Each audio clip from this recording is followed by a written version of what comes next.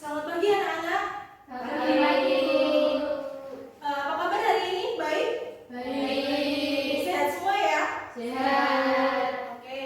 Apakah sudah siap untuk belajar hari ini? Sudah. Baik, kalau sudah siap bisa dipersiapkan buku sama alat tulisnya? Sudah, Bu. Oke. Mungkin ketua kelas bisa bantu ibu memimpin doa. Silakan, Mbak Amal. Marilah teman-teman, sebelum kita belajar, kita berdoa terlebih dahulu. Berdoa dimulai, berdoa selesai. Baik, terima kasih Mbak Amal. Oke, sebelum memulai pembelajaran pada hari ini, Bu presensi dulu ya. Yang pertama Mbak Ani. Hadir. Baik. Mbak Fajri. Hadir, Bu. Mbak Amal. Hadir, Bu. Oke, hadir semua ya. Hadir. Ada yang ingat nggak materi pembelajaran kemarin kita belajar apa? Saya, Bu. Ya, silakan Mbak Ani. Materi sebelumnya kita mempelajari nilai-nilai Sumpah Pemuda dan maknanya bagi kebangsaan di Indonesia.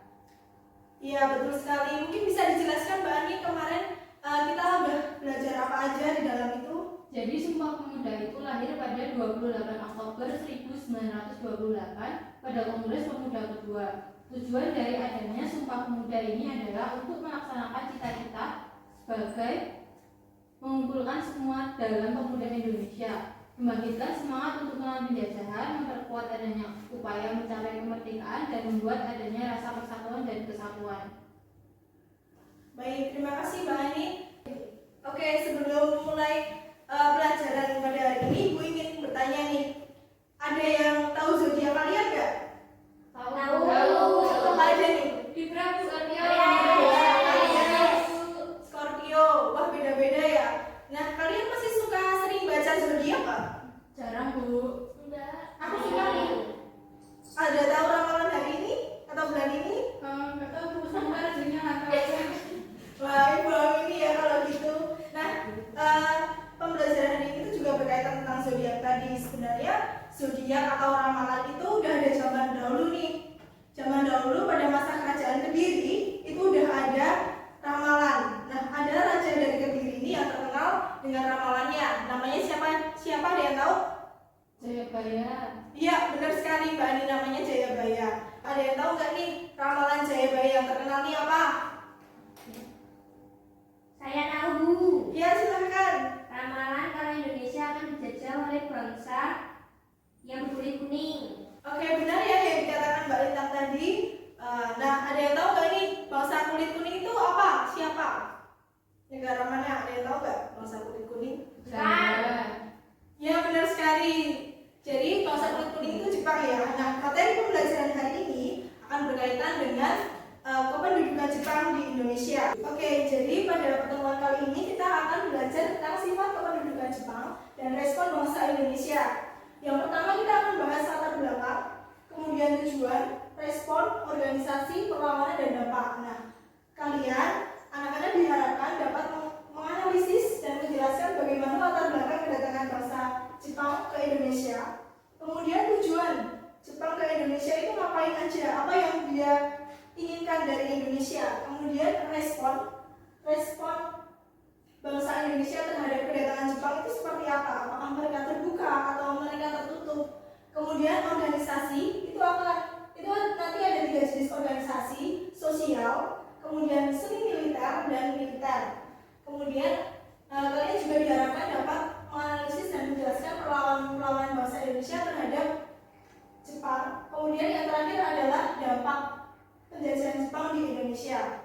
Nah, pada pertemuan kita kali ini karena terbatas oleh waktu, kita hanya membahas ini, 3 hal ini: latar belakang, tujuan, dan respon. Sementara organisasi, perlawanan, dan dampak akan dibahas minggu depan. Nah, pada pertemuan kali ini, Ibu akan menggunakan metode problem based learning, di mana kalian akan dibagi menjadi 3 kelompok besar, di mana kelompok pertama nanti akan membahas ini, latar belakang. Kelompok kedua akan membahas tujuan, dan kelompok 3 akan membahas respon. Nah, silakan untuk ketua kelas bisa membantu Ibu untuk membagi teman-temannya ke dalam 3 kelompok. Silakan. Kemudian kalian berdiskusi selama kurang lebih 10 menit. Baik, karena sudah 10 menit, silakan untuk perwakilan kelompok 1 maju ke depan dan mempresentasikan hasil diskusinya. Mbak Anin ya, ke kelompok 1. Baik, silakan presentasi. Saya dari perwakilan kelompok 1 akan mempresentasikan hasil diskusi, yaitu kedatangan bangsa Jepang ke Indonesia tentunya dilatar belakangi oleh berbagai faktor. Faktor-faktor tersebut diantaranya adalah Jepang merupakan negara imperialis. Dahulu Jepang hanya mampu mengkotori tetangganya yaitu negara Cina. Namun semua berubah ketika Amerika Serikat datang ke Jepang dan memaksa mereka membuka pelabuhannya. Bangsa Jepang merasa tertinggal jika dibanding dengan negara-negara barat. Dari sinilah mereka melakukan revolusi besar-besaran dengan belajar ke barat.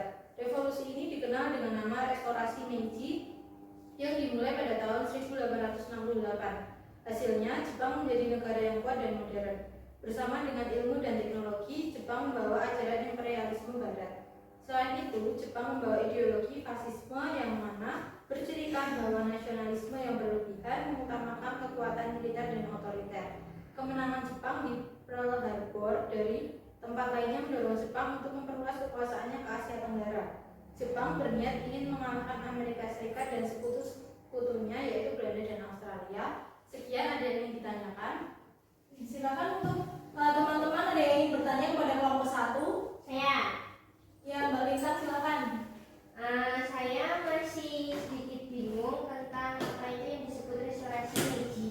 Ya, jadi restorasi Meiji merupakan revolusi politik pada 1868 yang mengakhiri kekuasaan Keshogunan atau pemerintahan militer dan mengembalikan kekuasaan negara di bawah kekaisaran yaitu Mutsuhito atau Kaisar Meiji. Hal ini menjadi awal negara Jepang menjadi negara modern karena mereka terbuka terhadap dunia luar dengan masuknya ilmu teknologi dan sains dari barat. Bagaimana Mbak Lisa, sudah paham? Paham? Baik, silakan berikan aplaus untuk kelompok 1.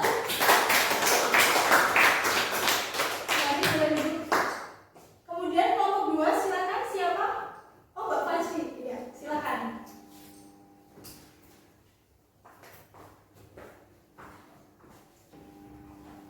Selamat siang, saya dari kelompok 2 akan mempresentasikan hasil diskusi kami yaitu mengenai masa pendudukan Jepang yang terjadi antara tahun 1942 sampai 1945. Hal tersebut bermula dari Jepang yang pertama kali datang ke Indonesia pada tanggal 11 Januari 1942 lewat Tarakan, Kalimantan Timur. Berbeda dengan janji-janji manis yang diberikan Jepang kepada Indonesia, sebenarnya tujuan Jepang datang ke Indonesia adalah tidak lain karena untuk kepentingan bangsanya sendiri. Berikut beberapa tujuan kedatangan Jepang ke Indonesia. Yang pertama, menjadikan Indonesia sebagai penghasil dan pensuplai bahan mentah dan bahan bakar bagi industri Jepang. Yang kedua, menjadikan Indonesia sebagai tempat pemasaran hasil industri Jepang. Banyaknya penduduk Indonesia menjadikan pasar yang menguntungkan bagi pihak Jepang. Yang ketiga, menjadikan Indonesia sebagai sumber tenaga kerja dan buruh yang banyak dengan upah murah. Keempat, keinginan untuk menggantikan pengaruh dan dominasi negara-negara barat atau Eropa. Sekian presentasi dari saya. Apakah ada yang ingin ditanyakan? Ya, silakan Mbak Anin. Saya ingin bertanya kepada kelompok 2. Tadi kan dikatakan kalau Jepang mencari sumber bahan untuk memenuhi industri mereka ya. Memangnya apa sebenarnya yang dicari oleh Jepang? Makasih. Akan saya jawab. Kalau berdasarkan maksudnya Jepang itu, Jepang kan lebih dulu mendarat di Kalimantan dan Sumatera ya. Nah, di situ Jepang menguasai berbagai ladang minyak yang ada di sana. Untuk hal lain, sebenarnya Jepang itu juga membutuhkan tenaga rakyat baik untuk perang maupun untuk pertanian. Sekian dari saya, terima kasih. Ya, silakan berikan aplaus untuk kelompok 2. Untuk kelompok terakhir, silakan siapa yang mau maju? Baik, saya Amalia dari kelompok 3 akan menjelaskan mengenai respon Indonesia terhadap kedatangan Jepang. Jadi, kedatangan Jepang ke Indonesia itu disambut gembira oleh rakyat Indonesia. Kedatangan Jepang dianggap telah membebaskan Indonesia dari belenggu pemerintah Hindia Belanda. Belanda berusaha seolah-olah terlihat menampilkan kebenciannya terhadap bangsa putih dengan cara menyiksa tawanan Belanda di depan umum. Sebaliknya, kalinya Jepang membebaskan rakyat pribumi yang jadi tawanan politik Belanda. Di sepanjang jalan pasukan Jepang disambut dengan sorak-sorai sebelum bala tentara Jepang mendarat Indonesia. Selama beberapa bulan, Radio Tokyo telah mendengungkan sebelum bala tentara Jepang mendarat Indonesia. Selama beberapa bulan, Radio Tokyo telah mendengungkan propaganda bahwa mereka akan membebaskan rakyat Indonesia dari belenggu penjajahan Jepang. Di awal kedatangannya, Jepang memutarkan lagu Indonesia Raya lewat radio. Bendera merah putih juga dikibarkan oleh Jepang di samping bendera Jepang. Jepang mengendalikan diri sebagai saudara tua bangsa Indonesia karena sama-sama dari benua Asia. Jepang melancarkan propaganda demi propaganda untuk menunjukkan dirinya seolah-olah pahlawan. Mereka menjanjikan masyarakat bisa membeli barang dengan murah karena politik dumping. Dengan propaganda tersebut menyebabkan Jepang disambut dengan baik oleh masyarakat Indonesia.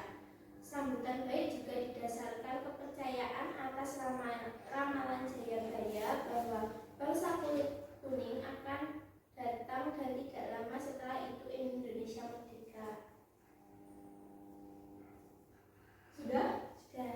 Baik. Silakan untuk teman-teman ada yang ingin bertanya kepada kelompok 3? Ya, silakan. Saya ingin bertanya untuk kelompok 3. Kan tadi dijelaskan kalau awalnya disambut baik pihak kedatangannya oleh pihak Jepang. Nah, untuk selanjutnya itu bagaimana? Terima kasih.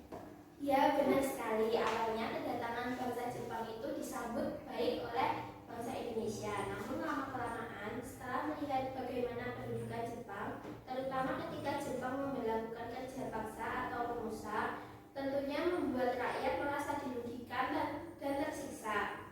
Nah, oleh karena itu, nantinya ada perlawanan juga terhadap pemerintah Jepang. Sekian presentasi dari saya. Terima kasih. Silakan berikan nomor untuk kelompok 3. Oke, karena sudah presentasi semua kelompok, Ibu akan memberikan materi tambahan ya. Baik, karena presentasi sudah selesai dan tadi sudah berjalan dengan baik, maka saat ini Ibu akan memberikan materi penguatan untuk kalian. Nah, diharapkan melalui materi penguatan yang Ibu berikan kepada kalian menjadi lebih paham akan tema pembelajaran kita hari ini, yaitu mengenai pendudukan Jepang di Indonesia.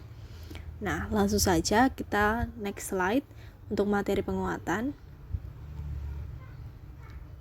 Oke, yang pertama adalah mengenai latar belakang pendudukan Jepang di Indonesia. Nah, jadi latar belakang pendudukan Jepang di Indonesia itu dalam PPT ini terbagi menjadi 4. Yang pertama itu adalah logistik, yang kedua sebagai negara imperialis, yang ketiga adalah menguasai Asia Tenggara, dan yang keempat adalah mendapatkan tenaga kerja yang murah. Nah, Ibu akan bahas satu persatu. Yang pertama adalah untuk keperluan logistik. Nah, untuk keperluan logistik ini maksudnya adalah Jepang ingin menjadikan Indonesia sebagai negara penghasil dan pensuplai bahan mentah sekaligus bahan bakar bagi industri Jepang. Kenapa demikian? Karena kita ketahui sendiri bahwa Indonesia ini sebenarnya kaya. Indonesia punya sumber daya alam yang luar biasa dan bahkan sumber daya tambangnya juga luar biasa. Oleh karena itu, cocok banget untuk Jepang, untuk kepentingan Jepang yang pada saat itu dia sangat membutuhkan bahan mentah dan bahan bakar untuk industrinya. Nah, Jepang juga menjadikan Indonesia sebagai tempat pemasaran hasil industri Jepang. Nah, karena penduduk Indonesia yang banyak nih, kemudian membuat Jepang itu memasarkan hasil produksinya di Indonesia. Nah, faktor yang kedua adalah Jepang merupakan negara imperialis. Dahulu, Jepang itu hanya mampu mengekori negara tetangganya, yaitu apa? Negara Cina. Nah, kemudian semua ini berubah ketika Amerika Serikat datang ke Jepang dan memaksa mereka membuka pelabuhannya. Bangsa Jepang pada saat itu tuh merasa tertinggal dibanding dari negara-negara barat. Nah, dari sinilah mereka melakukan revolusi besar-besaran dengan belajar ke barat. Revolusi ini dikenal dengan nama restorasi Meiji, yang dimulai pada tahun 1868. Hasilnya bagaimana? Nah, hasilnya ini membuat Jepang menjadi negara yang kuat dan modern. Bersama dengan ilmu dan teknologi, Jepang membawa ajaran imperialisme barat. Selain itu, Jepang juga membawa ideologi fasisme yang bercirikan bahwa nasionalisme yang berlebihan mengutamakan kekuatan militer dan otoriter. Nah, kemenangan Jepang di Pearl Harbor dan tempat lainnya mendorong Jepang ini memperluas kekuasaannya ke Asia Tenggara dan berniat ingin mengalahkan Amerika dan sekutu-sekutunya yaitu Belanda dan Australia. Nah, yang ketiga adalah Jepang ingin menguasai Asia Tenggara. Nah, kita tahu sendiri bahwa Jepang ini merupakan salah satu negara yang berada di daerah Asia dan dia menjadi satu-satunya negara dari Asia yang berani ikut dalam Perang Dunia. Oleh karena itu, Jepang juga berpikiran bahwa dia juga harus menguasai daerah terdekatnya terlebih dahulu. Oleh karena itu, dia ingin menguasai Asia Tenggara. Nah, kemudian yang keempat, Jepang ingin mendapatkan tenaga kerja yang murah. Nah, pada saat itu, Jepang membutuhkan tenaga kerja yang banyak. Kenapa? Karena dia juga ingin menghasilkan produksi yang banyak. Oleh karena itu, dia membutuhkan tenaga kerja dan buruh dengan upah murah. Dan dia menjadikan rakyat Indonesia sebagai tenaga kerja. Bahkan, banyak dari rakyat Indonesia yang tidak digaji oleh Jepang. Nah, contohnya adalah di Romusa, kegiatan Romusa yang telah dilakukan oleh Jepang. Nah, ini Romusa akan dibahas pertemuan ke minggu depan ya. Oke, next. Kenapa Jepang disambut baik oleh rakyat Indonesia? Nah, ini ada 3 faktor. Yang pertama adalah pembebasan tokoh nasional, yang kedua penggunaan bahasa Indonesia, dan yang ketiga adalah mengenai ramalan Jayabaya. Selain Jepang melakukan berbagai propaganda dengan slogannya 3A yaitu Nippon Cahaya Asia, Nippon Pelindung Asia, dan Nippon Pemimpin Asia, Jepang ini juga menarik simpati rakyat Indonesia dengan membebaskan tokoh-tokoh nasional yang sebelumnya ditahan oleh Belanda. Tokoh-tokoh nasional ini siapa saja? Itu seperti Soekarno, Hatta, dan Syahrir. Nah, mereka ini pada masa pendudukan Belanda mereka diasingkan dan kemudian mereka dibebaskan oleh Jepang. Karena kenapa? Karena Jepang juga akan bekerja sama dengan tokoh-tokoh nasional. Karena tokoh-tokoh nasional ini diharapkan oleh Jepang dapat menggerakkan rakyat untuk pencapaian tujuan Jepang sendiri. Yang kedua adalah penggunaan bahasa Indonesia. Jepang memperbolehkan masyarakat Indonesia untuk menggunakan bahasa Indonesia sehari-hari. Dan bahkan di sekolah-sekolah juga diperbolehkan menggunakan bahasa Indonesia. Nah, sebaliknya, Jepang ini melarang penggunaan bahasa Belanda dalam urusan formal maupun non-formal dan diganti dengan penggunaan bahasa Jepang dan bahasa Indonesia. Selain itu, pengibaran bendera merah putih dan pengumandangan lagu Indonesia Raya juga diizinkan oleh Jepang, sehingga semakin menarik simpati oleh rakyat Indonesia. Yang ketiga ini adalah kepercayaan terhadap ramalan Jayabaya. Mungkin tadi di awal pertemuan sudah Ibu sampaikan apa itu ramalan Jayabaya, di mana Pulau Jawa nantinya akan diperintah oleh bangsa kulit putih atau Belanda, kemudian dari arah utara akan datang bangsa Katai atau kulit kuning bermata sipit yakni Jepang, kemudian memerintah Pulau Jawa dan tidak lama setelah itu Indonesia akan merdeka. Nah, bagaimana cara mencari simpati rakyat Indonesia? Jepang mencari simpati rakyat Indonesia dengan 4 hal nih. Yang pertama adalah dia menganggap bahwa Jepang adalah saudara tua Indonesia karena sama-sama dari Asia. Dan Jepang sudah merdeka duluan, dia akan membantu Indonesia ini untuk merdeka. Yang kedua adalah mengenai slogan 3A yang telah Ibu sebutkan tadi. Itu sebagai alat propaganda mereka untuk menarik simpati rakyat Indonesia. Yang ketiga adalah melepaskan penjajahan Belanda. Ya, karena Jepang datang, kemudian otomatis Belanda kan diusir. Belanda kalah pada saat itu, sehingga dianggap melepaskan penjajahan Belanda dari Indonesia. Kemudian yang keempat adalah peran pribumi. Setelah tokoh-tokoh nasional tadi dilepaskan, kemudian tokoh-tokoh nasional ini diberikan peran oleh Jepang. Selain itu, peran pribumi juga dilihat dari beberapa organisasi yang telah dibentuk oleh Jepang. Nah, di dalam organisasi itu pribumi memiliki keterlibatan di dalamnya. Oke, dari materi yang kupaparkan ada yang ingin bertanya atau sudah cukup jelas? Sudah. Baik, karena waktu sudah habis, mungkin itu saja yang dapat Ibu sampaikan. Mungkin ada yang ingin membantu Ibu untuk memberikan kesimpulan materi pembelajaran pada hari ini? Saya, Bu. Silakan Mbak Anin. Jadi kesimpulan pembelajaran hari ini kita telah mempelajari faktor yang melatar belakangi kedatangan Jepang di Indonesia, seperti Jepang merupakan negara imperialis dan adanya restorasi Meiji. Kemudian untuk tujuan itu adalah untuk mencari bahan mentah industri, tempat pemasaran, tenaga kerja, dan menghilangkan pengaruh barat.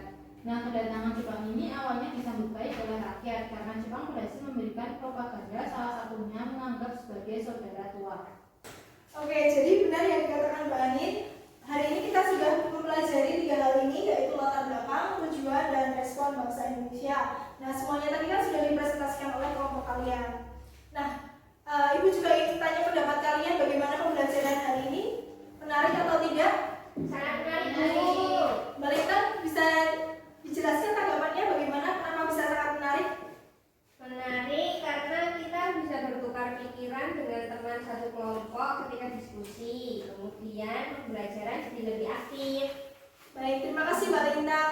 Itu sekaligus menjadi kritik dan saran untuk Ibu bagaimana pembelajaran ke depannya Ibu akan menggunakan model pembelajaran apa. Untuk minggu depan, kita akan mempelajari 3 hal ini, organisasi bentukan Jepang, kemudian perlawanan bangsa Indonesia terhadap Jepang, dan dampak penjajahan Jepang di Indonesia. Nah, kalian boleh mempersiapkannya dahulu, boleh mulai searching-searching atau mulai baca-baca buku. Minggu depan kita akan diskusikan lagi. Nah, Ibu juga akan memberikan tugas kepada kalian.